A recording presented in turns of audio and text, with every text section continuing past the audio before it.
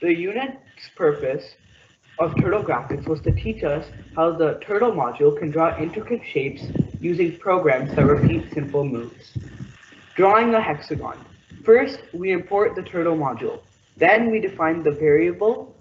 Then we define the shape of the turtle, define the number of sides, side length, and angle.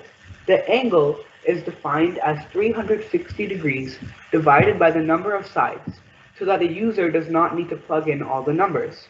Use a for loop so that the turtle repeats the same steps for each side of the shape. Define the speed and direction of the turtle, then end the program. As you can see, the turtle draws all the sides with the same angle. Drawing a square spiral.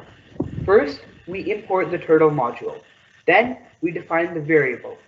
Then, we define the speed that the turtle should draw.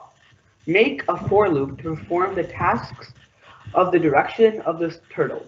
We change the left direction of the turtle by 91 each time to get a spiral effect of the square. Then we end the program. As you can see, the turtle is drawing very fast, and the squares are moving at a 91-degree left angle, so giving the drawing a spiral effect in the center. Thank you for watching.